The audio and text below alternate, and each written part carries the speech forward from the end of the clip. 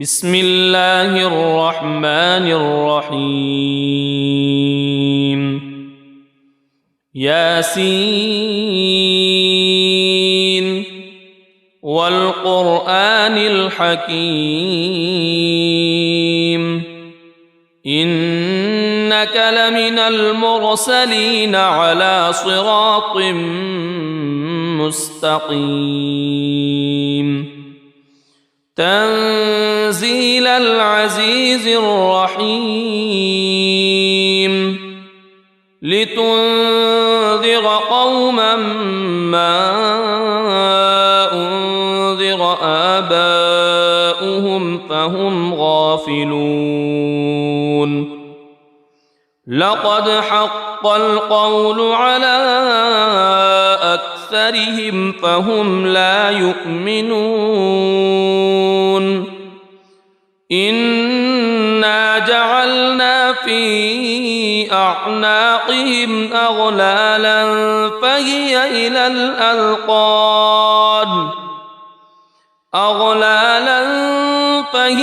إلى الأذقان فهم مقمحون وجعلنا من بين أيديهم سدا ومن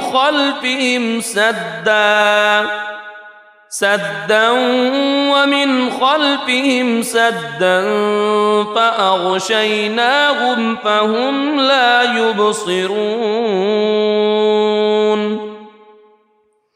وسواء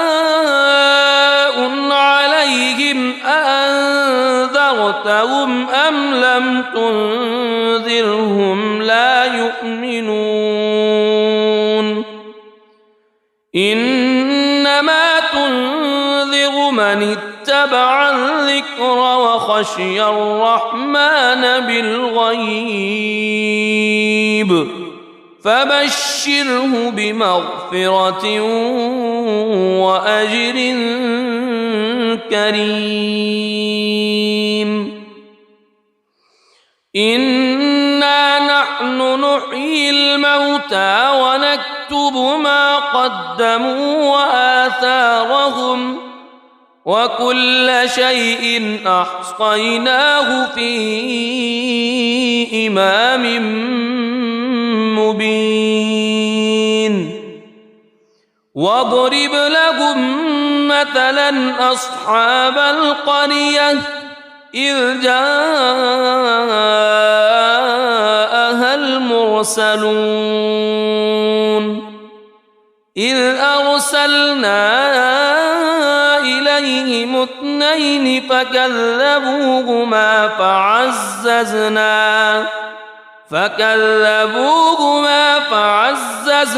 بثالث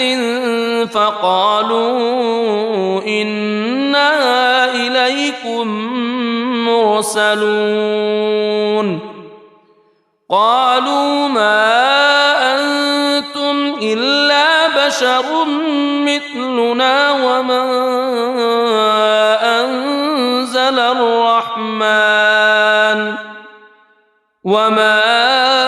أنزل الرحمن من شيء إن أنتم إلا تكذبون قالوا ربنا يعلم إنا إليكم لمرسلون وما علينا إلا البلاغ المبين قالوا إنا تطيرنا بكم لئن لم تنتهوا لنرجمنكم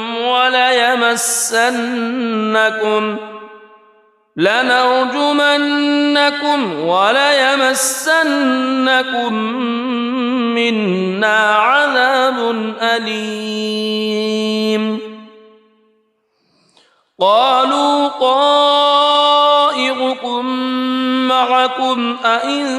ذكرتم بل أنتم قوم مسرفون وجاء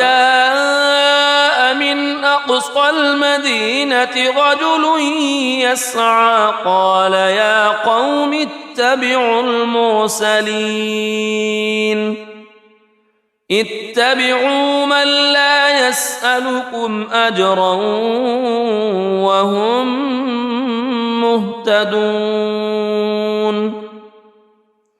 وما لي لا أعبد الذي فطرني وإليه ترجعون أأتخذ من دونه آلهة إن يردني الرحمن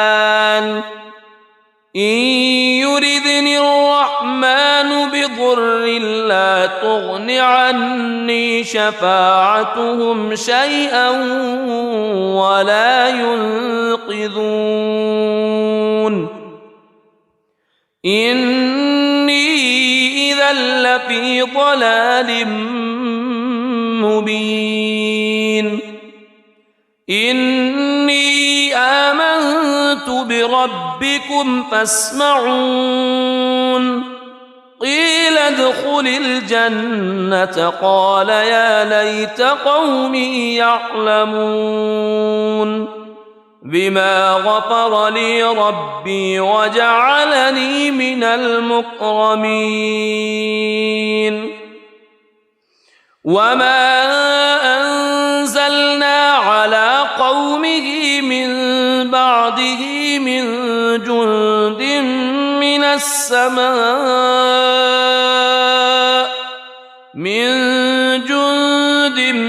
من السماء وما كنا منزلين إن كانت إلا صيحة واحدة فإذا هم خامدون يا حسرة على العباد ما يأتيهم من رسول إلا كانوا به يستهزئون ألم يروا كم أهلكنا قبلهم من القرون أنهم إليهم لا يرجعون وإن كل لما جميع لدينا محضرون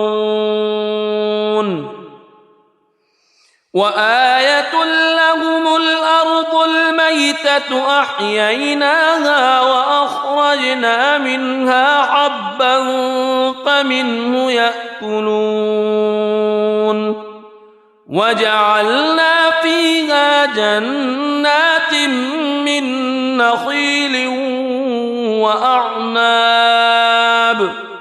من نخيل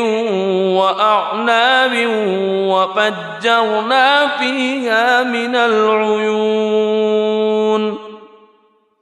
ليأكلوا من ثمره وما عملته أيديهم أفلا يشكرون سبحان الذي خلق الأزواج كلها مما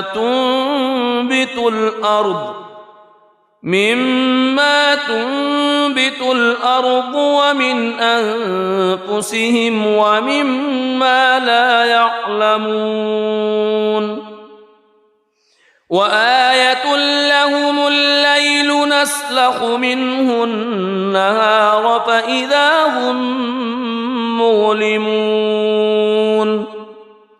والشمس تجري لمستقر لها ذلك تقدير العزيز العليم والقمر قدرناه منازل حتى عاد كالعرجون القديم لا الشمس ينبغي لها أن تدرك القمر ولا الليل سابق النهار وكل في فلك يسبحون وآية لهم أنا حملنا ذريتهم في الفلك المشحون وخلقنا لهم من مثله ما يركبون وإن نشأ نغرقهم فلا صريخ لهم ولا هم ينقذون إلا رحمة منا ومتاعا إلى حين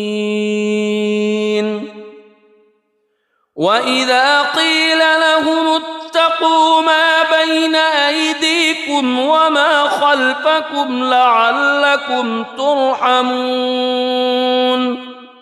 وما تأتيهم من آية من آيات ربهم إلا كانوا عنها معرضين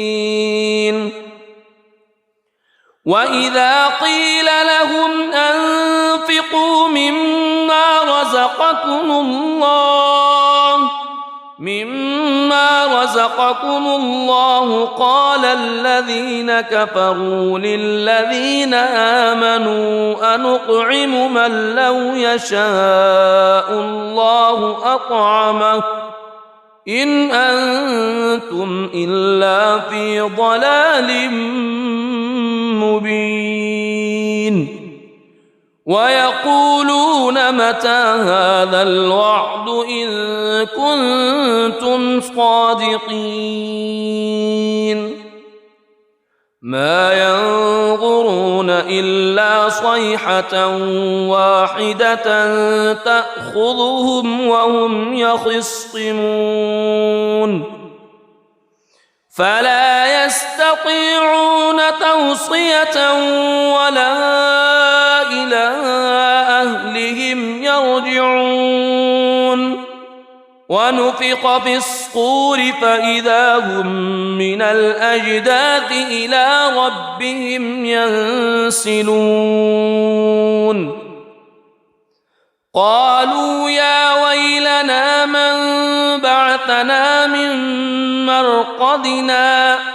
هذا ما وعد الرحمن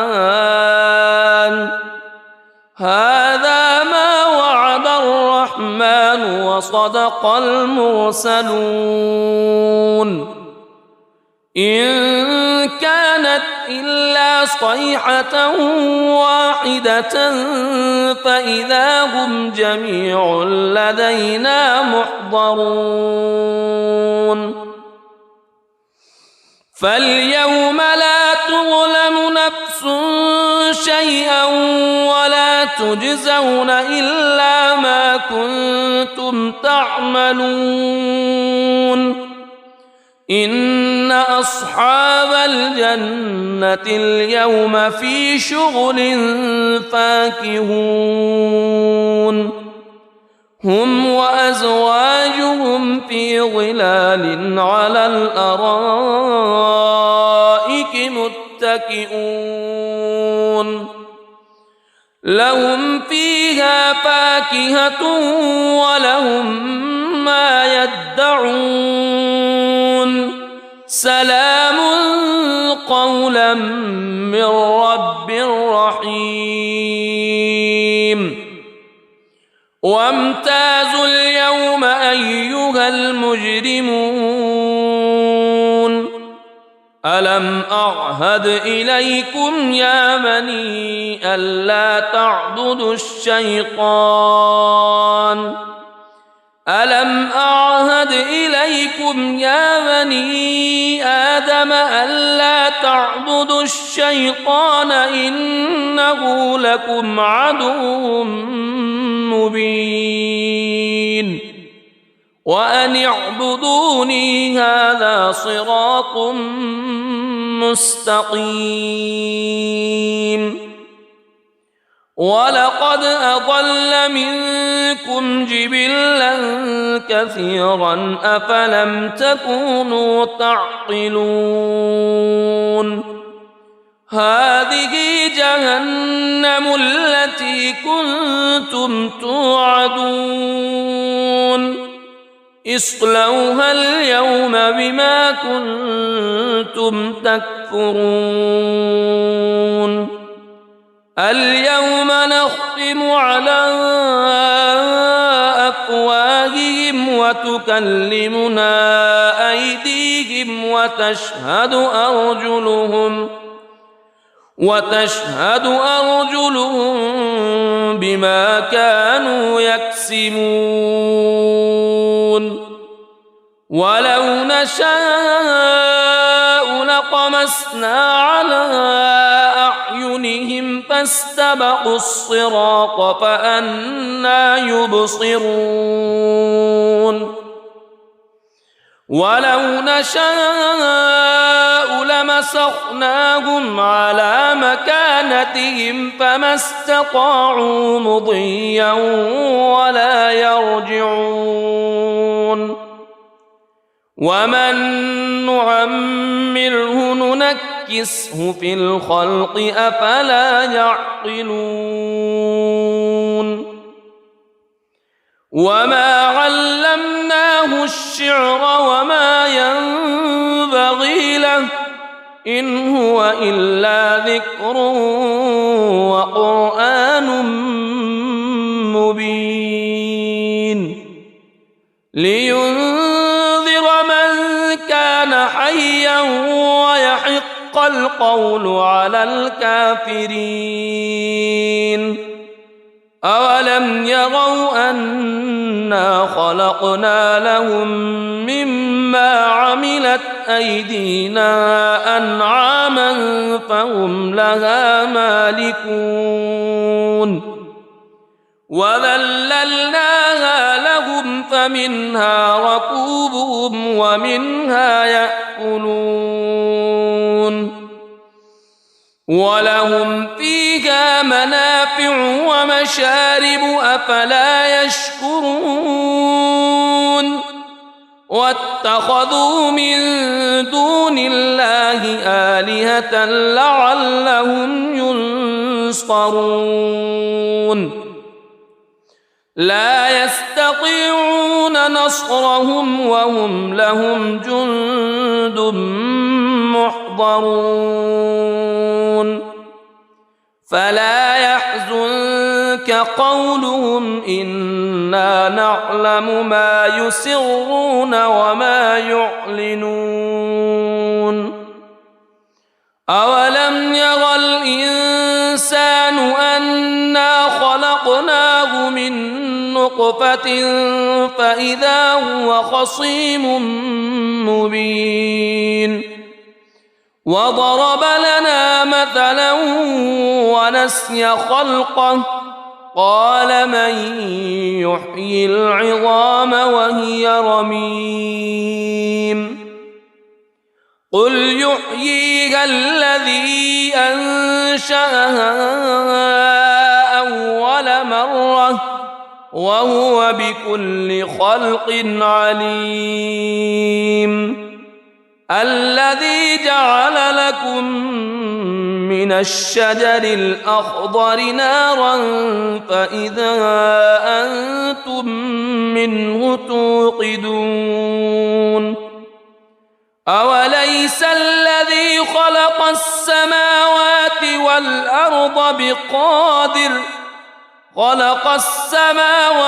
والأرض بقادر على أن يخلق مثلهم بلى وهو الخلاق العليم إنما أمره إذا أراد شيئا أن يقول له كن فيكون فسبحان الذي بيده ملكوت كل شيء وإليه ترجعون بسم الله الرحمن الرحيم الرحمن علم القرآن خلق الإنسان علمه البيان الشمس والقمر بحسبان والنجم والشجر يسجدان والسماء رفعها ووضع الميزان ألا تطغوا في الميزان وأقيموا الوزن بالقسط ولا تخسروا الميزان والأرض وضعها للأنام فيها فاكهة والنخل ذات الأكمام والحب ذو العصف والريحان فبأي آلاء ربكما تكذبان خلق الإنسان من صلصال كالفخار وخلق الجان من مارج من نار فبأي آلاء ربكما تكذبان رب المشرقين ورب المغربين فبأي آلاء ربكما تكذبان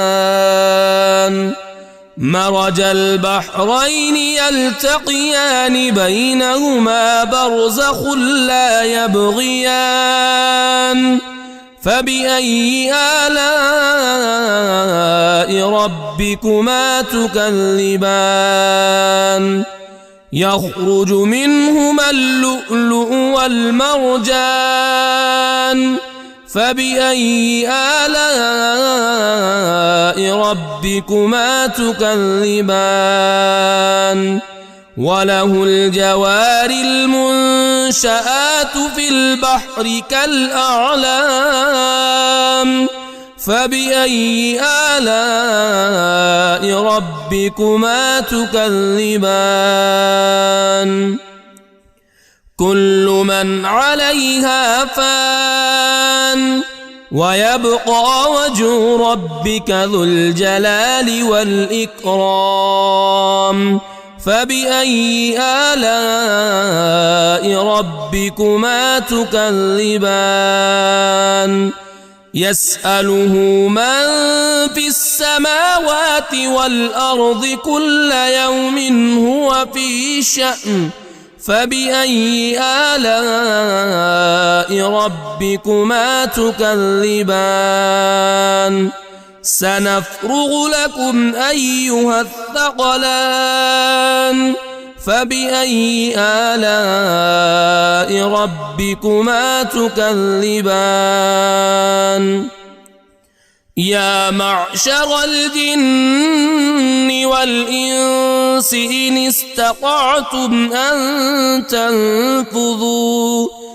إن استطعتم أن تنفذوا من أقطار السماوات والأرض فانفذوا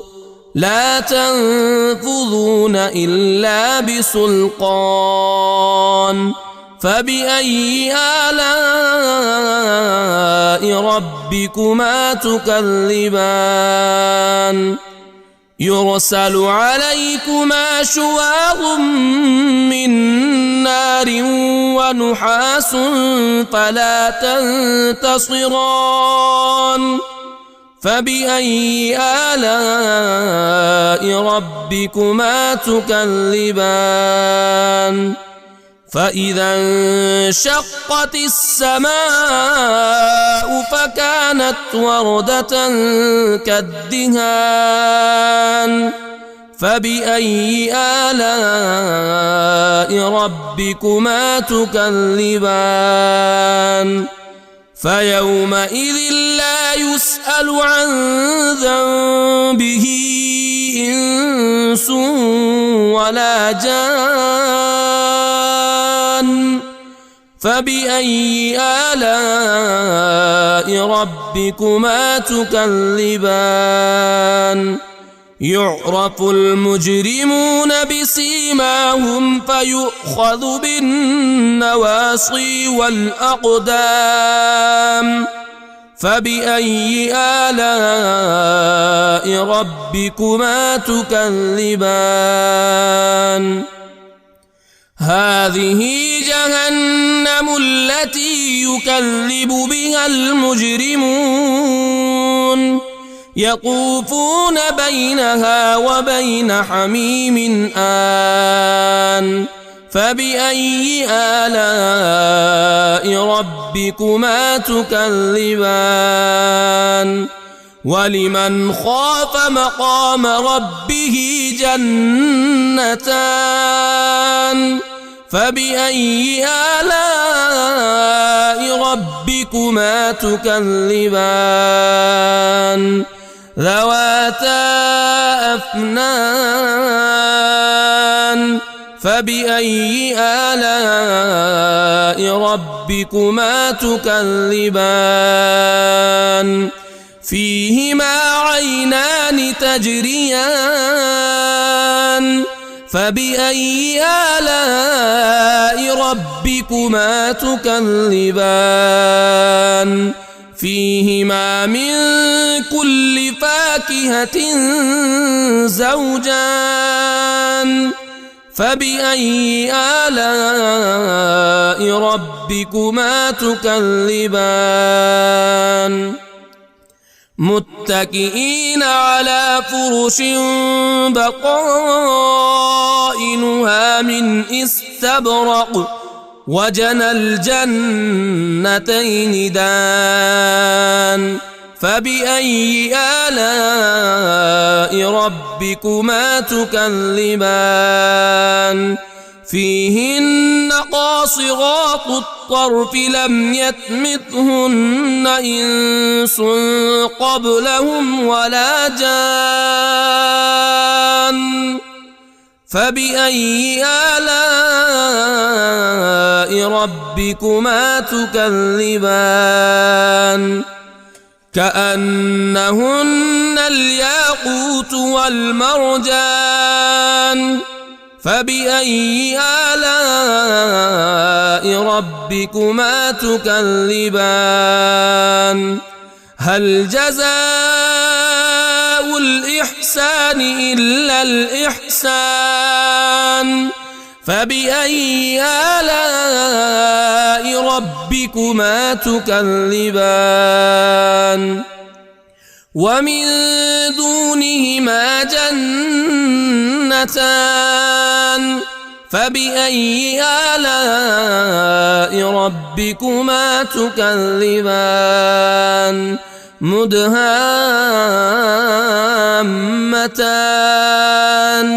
فبأي آلاء ربكما تكذبان فيهما عينان نضاختان فبأي آلاء ربكما تكذبان فيهما فاكهة ونخل ورمان فبأي آلاء ربكما تكذبان فيهن خيرات حسان فبأي آلاء ربكما تكذبان حور مقصورات في الخيام فبأي آلاء ربكما تكذبان لم يطمثهن إنس قبلهم ولا جان فبأي آلاء ربكما تكذبان متكئين على رفرف خضر وعبقري حسان فبأي آلاء ربكما تكذبان تبارك اسم ربك ذي الجلال والإكرام. بسم الله الرحمن الرحيم.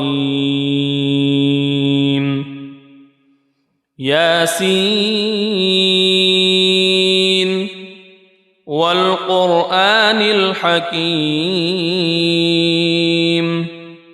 إنك لمن المرسلين على صراط مستقيم تنزيل العزيز الرحيم لتنذر قوما ما أنذر آباؤهم فهم غافلون لقد حق القول على أكثرهم فهم لا يؤمنون إنا جعلنا في أعناقهم أغلالا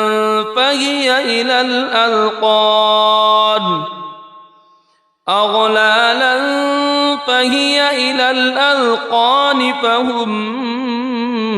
مقمحون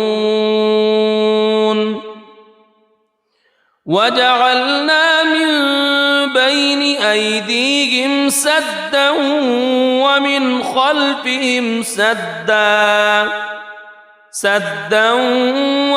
خلفهم سدا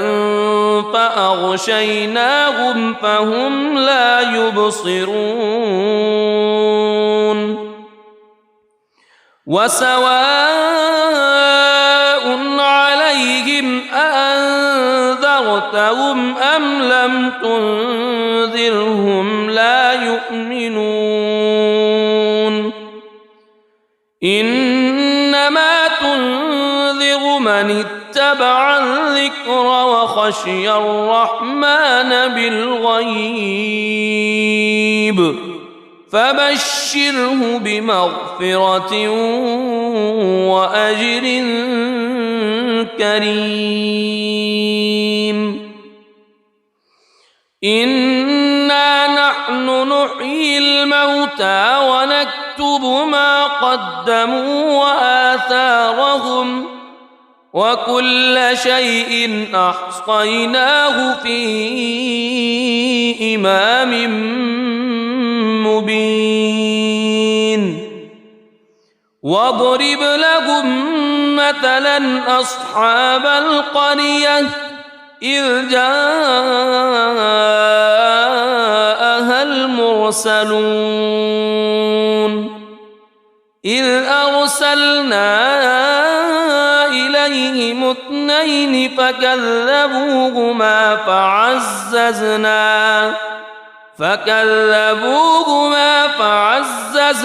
بثالث فقالوا إنا إليكم مرسلون قالوا ما أنتم إلا بشر مثلنا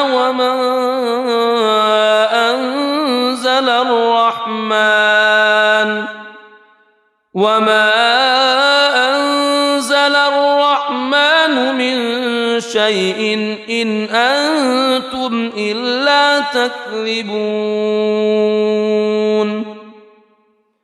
قالوا ربنا يعلم إنا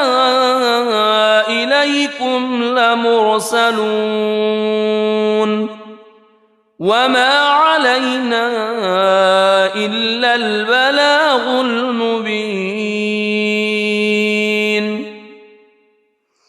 قالوا إنا تطيرنا بكم لئن لم تنتهوا لنرجمنكم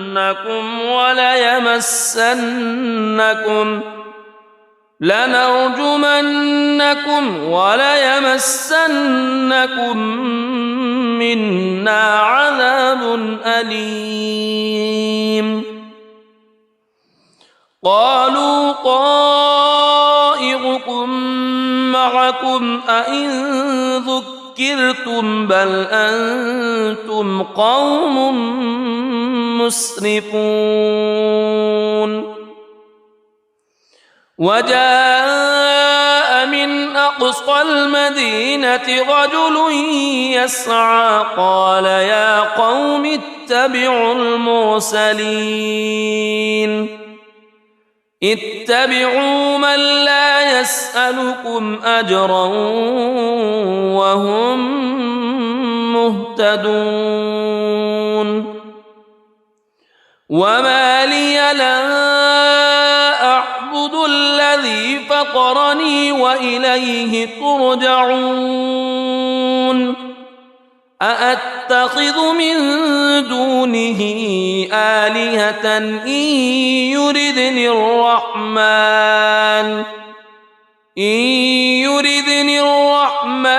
بضر لا تغن عني شفاعتهم شيئا ولا ينقذون إني إذا لفي ضلال مبين إني آمنت بربكم فاسمعون قيل ادخل الجنة قال يا ليت قومي يعلمون بما غفر لي ربي وجعلني من المكرمين وما أنزلنا على قومه من بعده من جند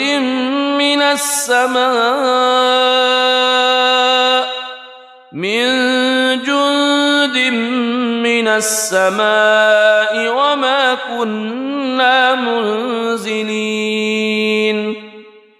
إن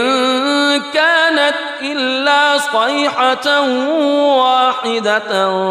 فإذا هم خامدون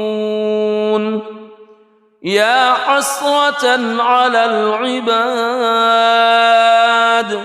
ما يأتيهم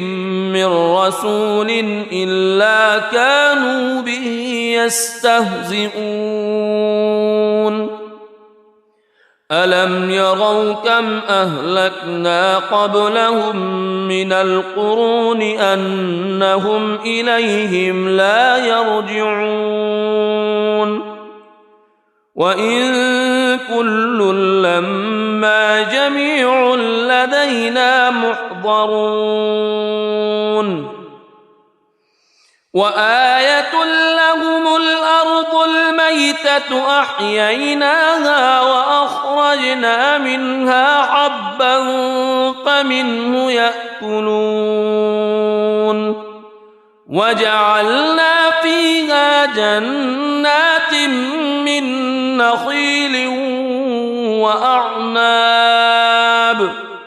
من نخيل وأعناب وفجرنا فيها من العيون ليأكلوا من ثمره وما عملته أيديهم أفلا يشكرون سبحان الذي خلق الأزواج كلها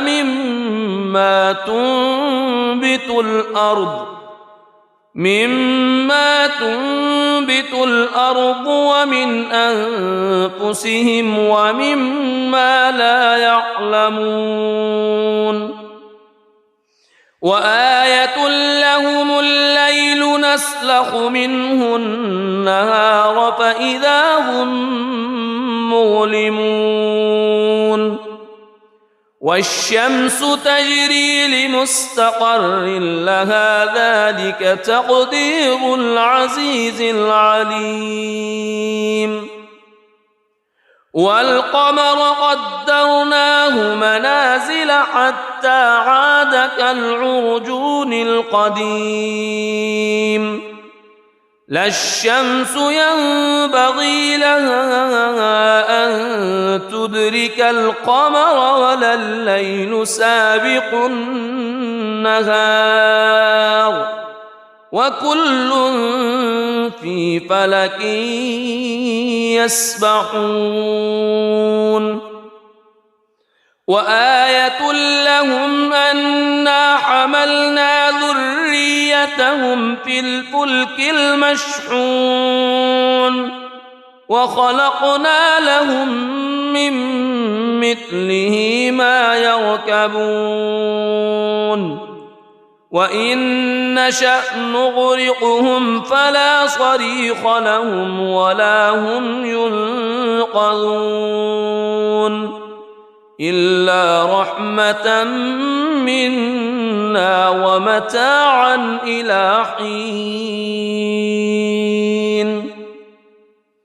وإذا قيل لهم اتقوا ما بين أيديكم وما خلفكم لعلكم ترحمون وما تأتيهم من آية من آيات ربهم إلا كانوا عنها معرضين وإذا قيل لهم أنفقوا مما رزقكم الله قال الذين كفروا للذين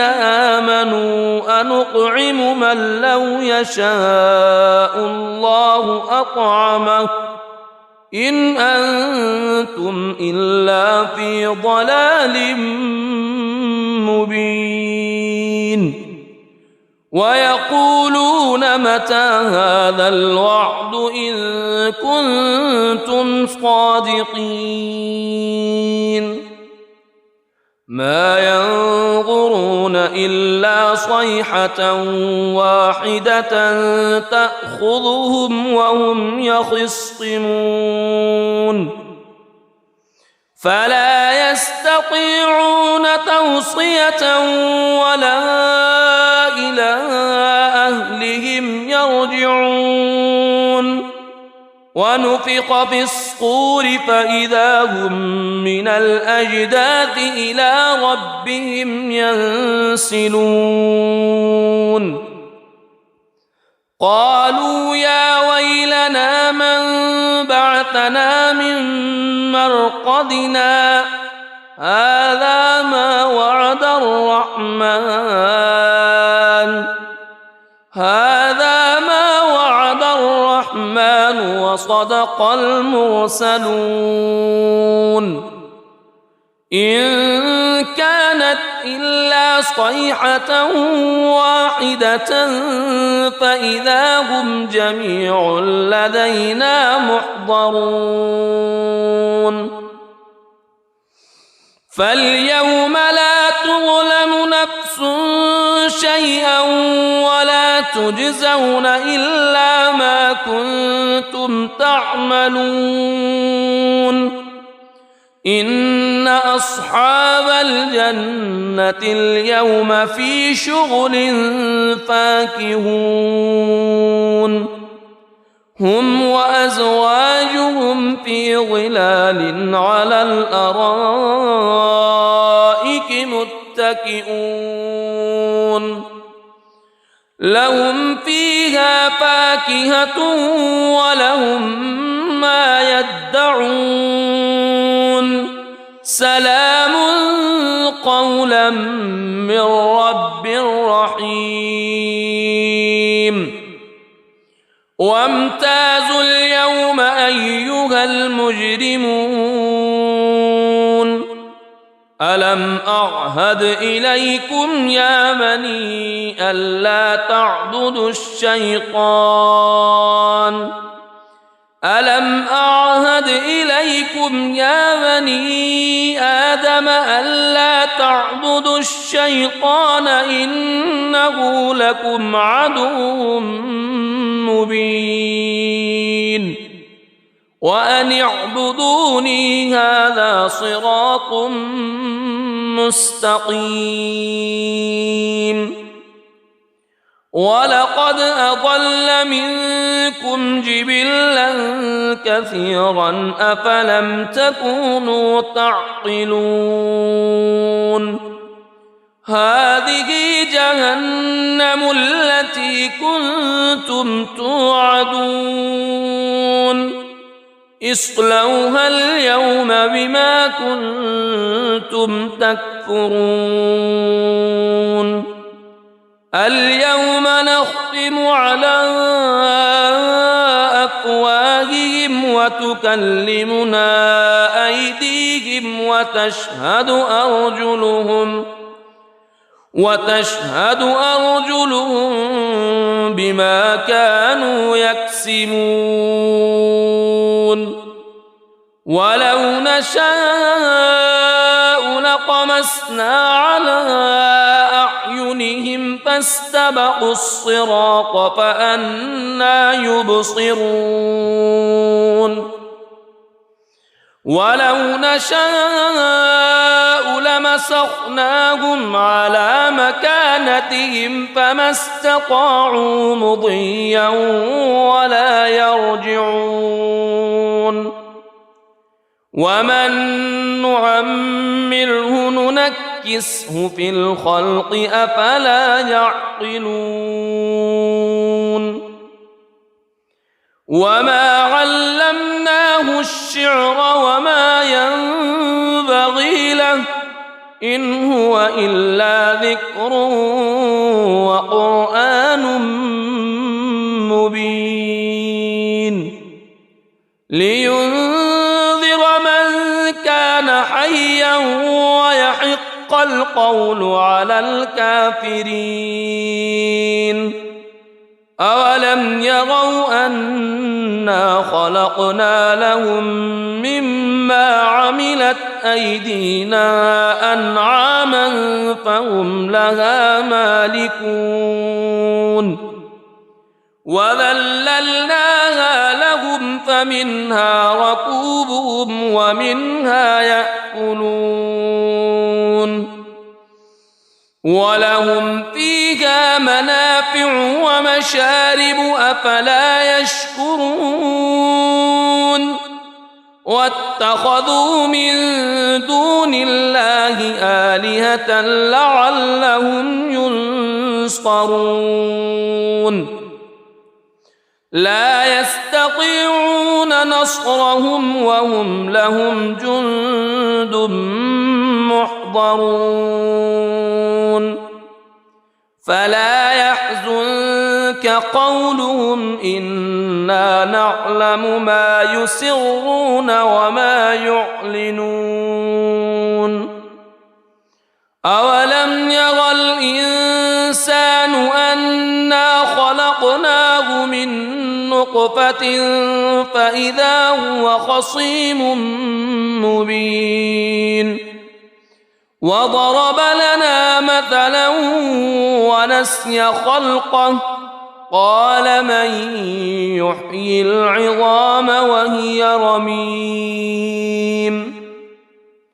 قل يحييها الذي أنشأها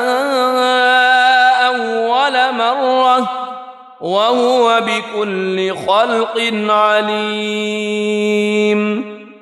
الذي جعل لكم من الشجر الأخضر نارا فإذا أنتم منه توقدون أوليس الذي خلق السماوات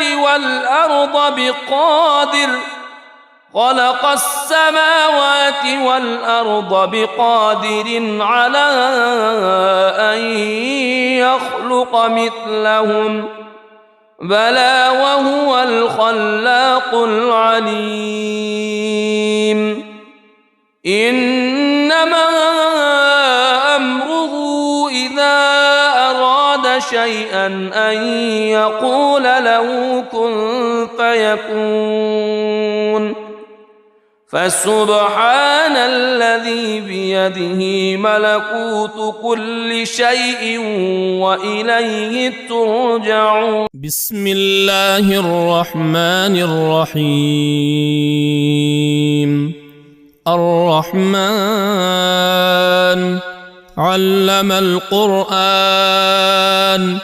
خلق الإنسان علمه البيان. الشمس والقمر بحسبان والنجم والشجر يسجدان. والسماء رفعها ووضع الميزان ألا تطغوا في الميزان وأقيموا الوزن بالقسط ولا تخسروا الميزان. والأرض وضعها للأنام فيها فاكهة والنخل ذات الأكمام والحب ذو العصف والريحان. فبأي آلاء ربكما تكذبان؟ خلق الإنسان من صلصال كالفخار وخلق الجان من مارج من نار. فبأي آلاء ربكما تكذبان؟ رب المشرقين ورب المغربين. فبأي آلاء ربكما تكذبان؟ مرج البحرين يلتقيان بينهما برزخ لا يبغيان. فبأي آلاء ربكما تكذبان؟ يخرج منهما اللؤلؤ والمرجان. فبأي آلاء ربكما تكذبان؟ وله الجوار المنشآت في البحر كالأعلام. فبأي آلاء ربكما تكذبان؟ كل من عليها فان ويبقى وجه ربك ذو الجلال والإكرام. فبأي آلاء ربكما تكذبان؟ يسأله من في السماوات والأرض كل يوم هو في شأن. فبأي آلاء ربكما تكذبان؟ سنفرغ لكم أيها الثقلان. فبأي آلاء ربكما تكذبان؟ يا معشر الجن والإنس إن استطعتم أن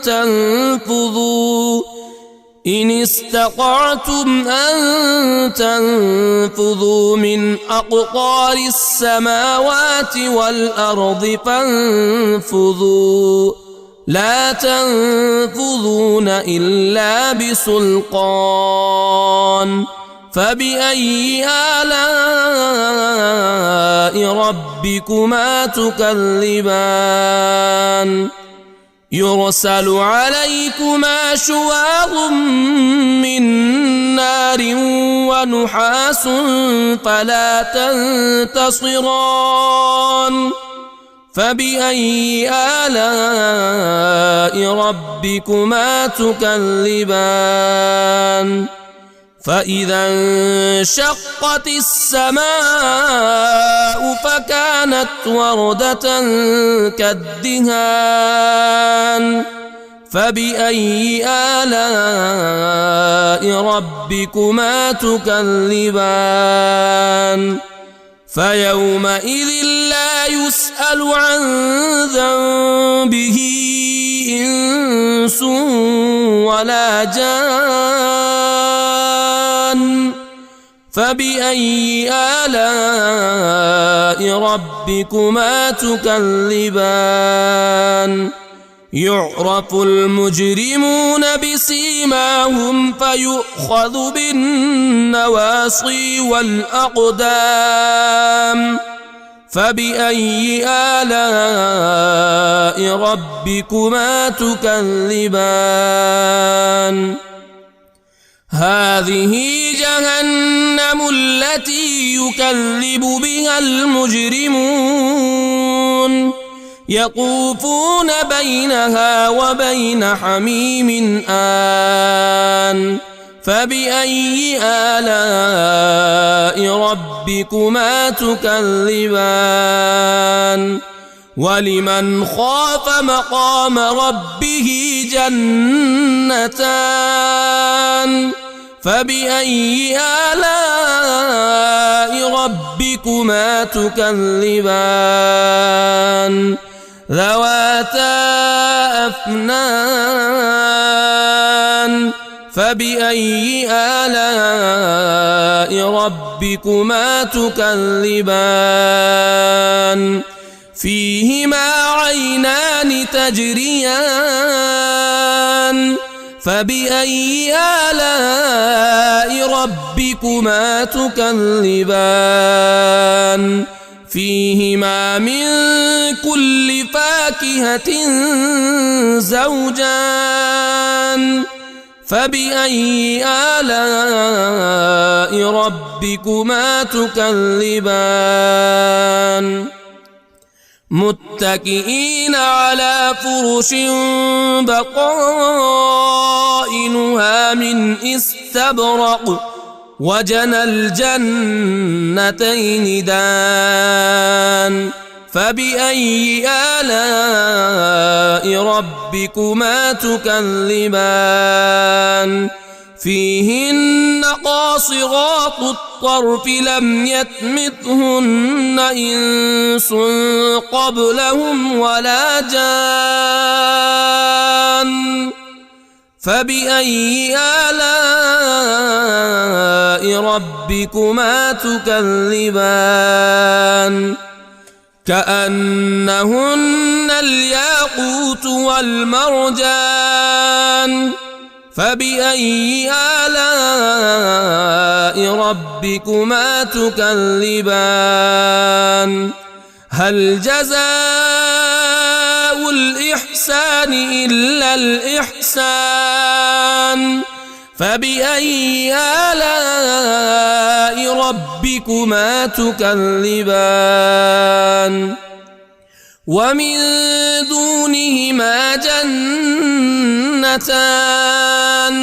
فبأي آلاء ربكما تكذبان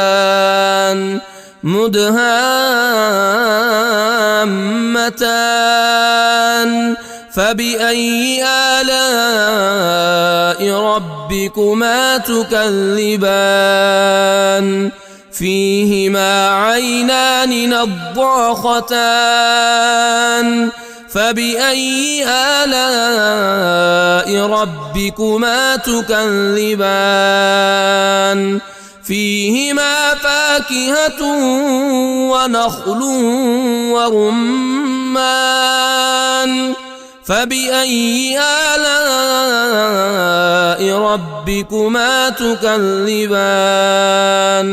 فيهن خيرات حسان فبأي آلاء ربكما تكذبان حور مقصورات في الخيام فبأي آلاء ربكما تكذبان لم يطمثهن إنس قبلهم ولا جان فبأي آلاء ربكما تكذبان متكئين على رفرف خضر وعبقري حسان فبأي آلاء ربكما تكذبان تبارك اسم ربك ذي الجلال والإكرام بسم الله الرحمن الرحيم ياسين والقرآن الحكيم إنك لمن المرسلين على صراط مستقيم تنزيل العزيز الرحيم لتنذر قوما ما أنذر آباؤهم فهم غافلون لقد حق القول على أكثرهم فهم لا يؤمنون إنا جعلنا في أعناقهم أغلالا فهي إلى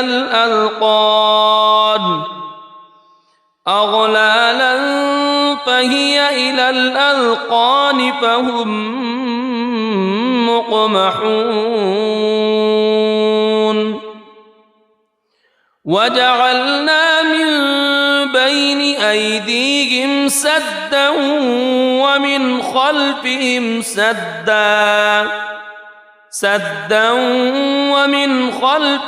سدا فأغشيناهم فهم لا يبصرون وسواء عليهم أأنذرتهم أم لم تنذرهم لا يؤمنون إنما تنذر من اتبع الذكر وخشي الرحمن بالغيب فبشره بمغفرة وأجر كريم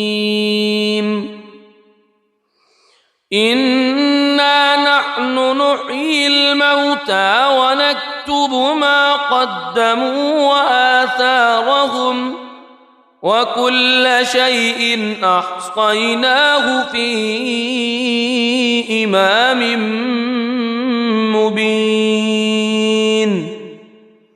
واضرب لهم مثلا أصحاب القرية إذ جاءها المرسلون إذ أرسلنا إليهم اثنين فكذبوهما فعززنا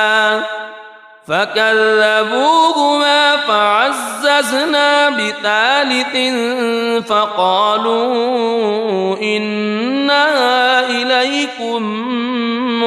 مرسلون قالوا ما أنتم إلا بشر مثلنا وما أنزل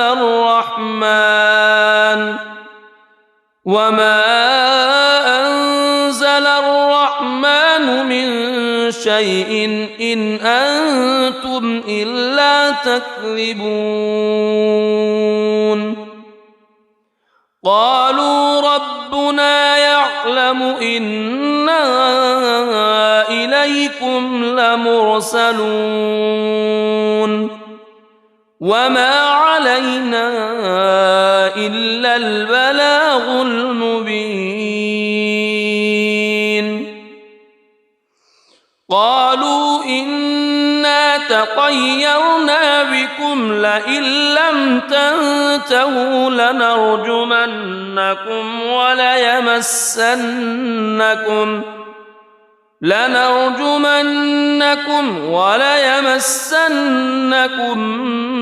منا عذاب أليم قالوا طائركم معكم أئن ذكرتم بل أنتم قوم مسرفون وجاء من أقصى المدينة رجل يسعى قال يا قوم اتبعوا اتبعوا من لا يسألكم أجرا وهم مهتدون وما لي لا أعبد الذي فطرني وإليه ترجعون أأتخذ من دونه آلهة إن يردني الرحمن بضر لا تغن عني شفاعتهم شيئا ولا ينقذون إني إذا لفي ضلال مبين إني آمنت بربكم فاسمعون قيل ادخل الجنة قال يا ليت قومي يعلمون بما غفر لي ربي وجعلني من المكرمين وما أنزلنا على قومه من بعده من جند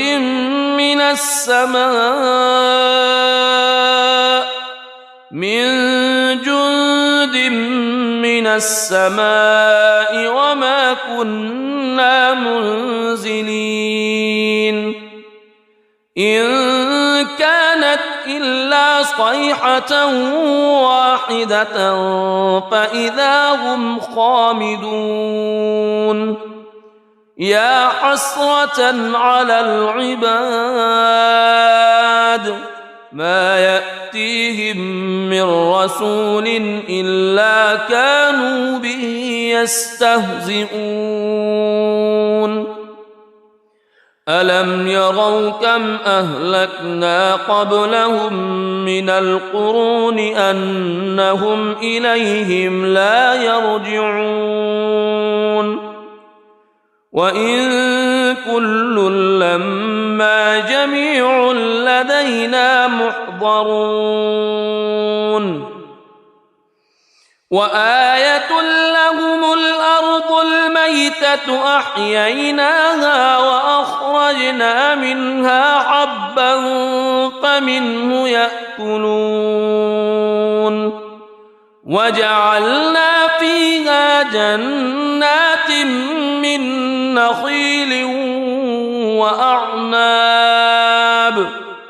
من نخيل وأعناب وفجرنا فيها من العيون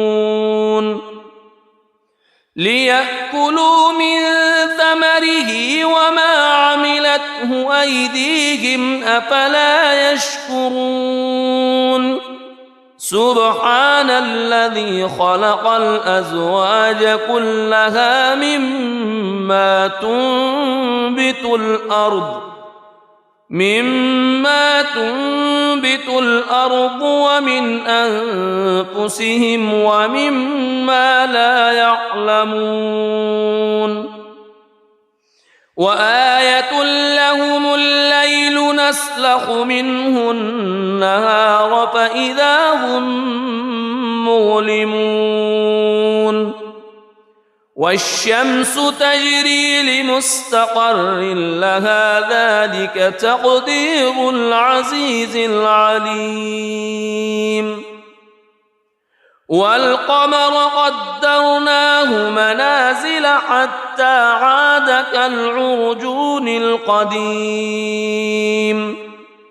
لا الشمس ينبغي لها أن تدرك القمر ولا الليل سابق النهار وكل في فلك يسبحون وآية لهم أنا حملنا ذريتهم في الفلك المشحون وخلقنا لهم من مثله ما يركبون وإن نشأ نغرقهم فلا صريخ لهم ولا هم ينقذون إلا رحمة منا ومتاعا إلى حين وإذا قيل لهم اتقوا ما بين أيديكم وما خلفكم لعلكم ترحمون وما تأتيهم من آية من آيات ربهم إلا كانوا عنها معرضين وإذا قيل لهم أنفقوا مما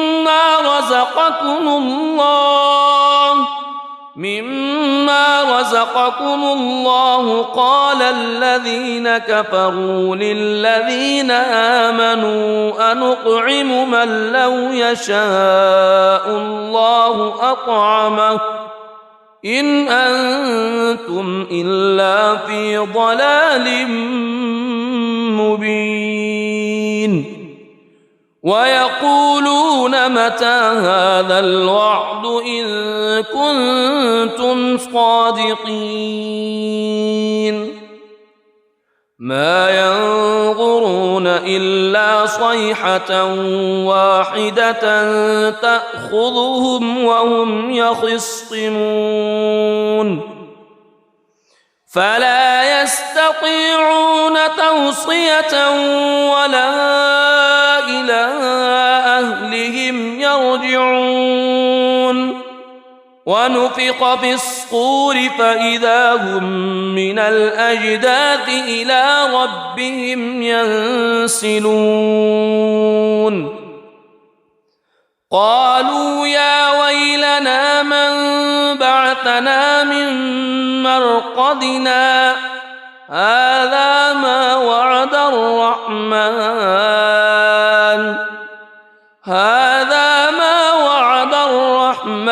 وصدق المرسلون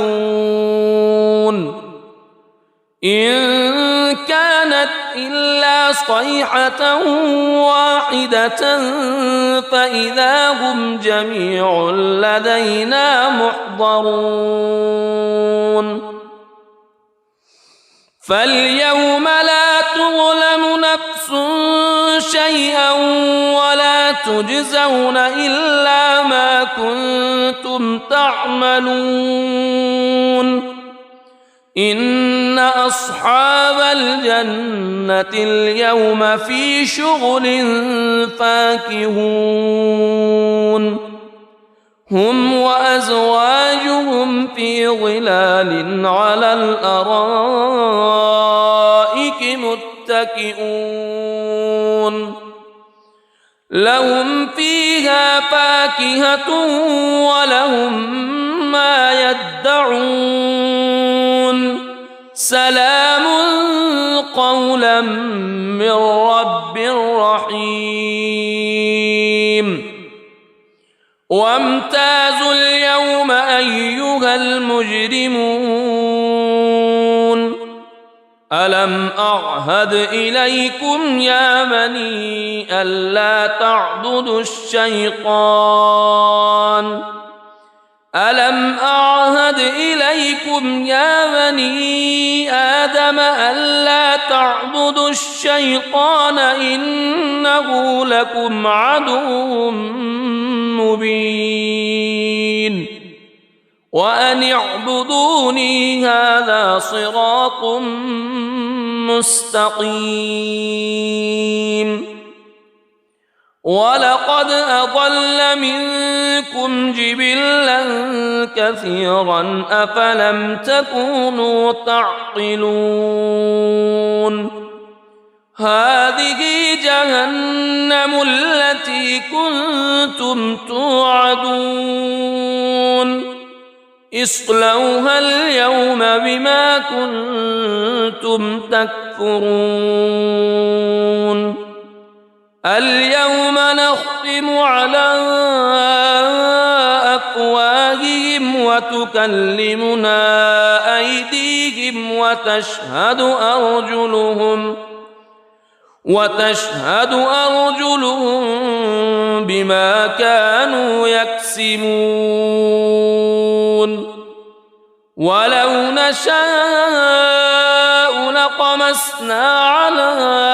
أعينهم فاستبقوا الصراط فأنى يبصرون ولو نشاء لمسخناهم على مكانتهم فما استطاعوا مضيا ولا يرجعون ومن نعمره ننكسه في الخلق أفلا يعقلون وما علمناه الشعر وما ينبغي له إن هو إلا ذكر وقرآن مبين لينذر من كان حيا ويحق القول على الكافرين أولم يروا أنا خلقنا لهم مما عملت أيدينا أنعاما فهم لها مالكون وذللناها لهم فمنها ركوبهم ومنها يأكلون ولهم فيها منافع ومشارب أفلا يشكرون واتخذوا من دون الله آلهة لعلهم ينصرون لا يستطيعون نصرهم وهم لهم جند محضرون فلا يحزنك قولهم إنا نعلم ما يسرون وما يعلنون أولم ير الإنسان أنا خلقناه من نطفة فإذا هو خصيم مبين وضرب لنا مثلا ونسي خلقه قال من يحيي العظام وهي رميم قل يحييها الذي أنشأها أول مرة وهو بكل خلق عليم الذي جعل لكم من الشجر الأخضر نارا فإذا أنتم منه توقدون أوليس الذي خلق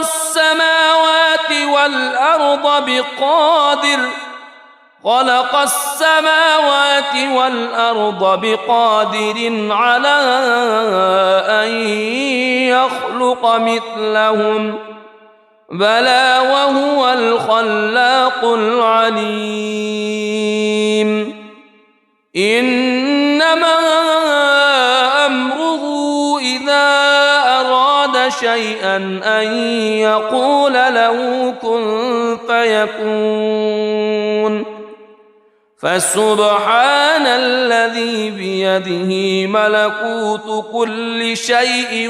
وإليه ترجعون. بسم الله الرحمن الرحيم. الرحمن علم القرآن خلق الإنسان علمه البيان الشمس والقمر بحسبان والنجم والشجر يسجدان والسماء رفعها ووضع الميزان ألا تطغوا في الميزان وأقيموا الوزن بالقسط ولا تخسروا الميزان والأرض وضعها للأنام فيها فاكهة والنخل ذات الأكمام والحب ذو العصف والريحان فبأي آلاء ربكما تكذبان خلق الإنسان من صلصال كالفخار وخلق الجان من مارج من نار فبأي آلاء ربكما تكذبان رب المشرقين ورب المغربين فبأي آلاء ربكما تكذبان مرج البحرين يلتقيان بينهما برزخ لا يبغيان فبأي آلاء ربكما تكذبان يخرج منهما اللؤلؤ والمرجان فبأي آلاء ربكما تكذبان وله الجوار المنشآت في البحر كالأعلام فبأي آلاء ربكما تكذبان كل من عليها فان ويبقى وجه ربك ذو الجلال والإكرام فبأي آلاء ربكما تكذبان يسأله من في السماوات والأرض كل يوم هو في شأن فبأي آلاء ربكما تكذبان سنفرغ لكم أيها الثقلان فبأي آلاء ربكما تكذبان يا معشر الجن والإنس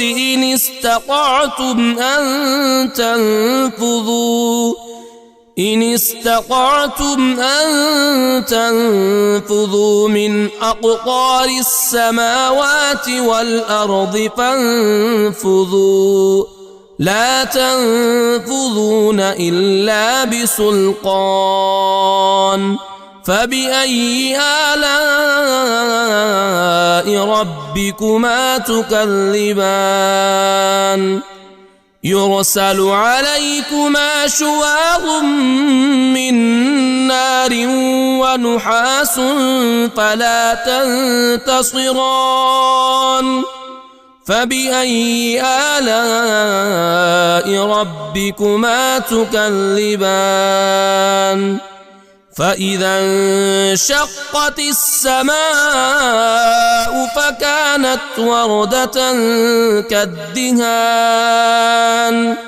فبأي آلاء ربكما تكذبان فيومئذ لا يسأل عن ذنبه إنس ولا جان فبأي آلاء ربكما تكذبان يعرف المجرمون بسيماهم فيؤخذ بالنواصي والأقدام فبأي آلاء ربكما تكذبان هذه جهنم التي يكذب بها المجرمون يطوفون بينها وبين حميم آن فبأي آلاء ربكما تكذبان ولمن خاف مقام ربه جنتان فبأي آلاء ربكما تكذبان ذواتا أفنان فبأي آلاء ربكما تكذبان فيهما عينان تجريان فبأي آلاء ربكما تكذبان فيهما من كل فاكهة زوجان فبأي آلاء ربكما تكذبان متكئين على فرش بطائنها من استبرق وجنى الجنتين دان فبأي آلاء ربكما تكذبان فيهن قاصرات الطرف لم يطمثهن إنس قبلهم ولا جان فبأي آلاء ربكما تكذبان كأنهن الياقوت والمرجان فبأي آلاء ربكما تكذبان هل جزاء الإحسان إلا الإحسان فبأي آلاء ربكما تكذبان ومن دونهما جنتان فبأي آلاء ربكما تكذبان مدهامتان فبأي آلاء ربكما تكذبان فيهما عينان نضاختان فبأي آلاء ربكما تكذبان فيهما فاكهة ونخل ورمان ورمان فبأي آلاء ربكما تكذبان فيهن خيرات حسان فبأي آلاء ربكما تكذبان حور مقصورات في الخيام فبأي آلاء ربكما تكذبان لم يطمثهن إنس قبلهم ولا جان فبأي آلاء ربكما تكذبان متكئين على رفرف خضر وعبقري حسان فبأي آلاء ربكما تكذبان تبارك اسم ربك ذي الجلال والإكرام.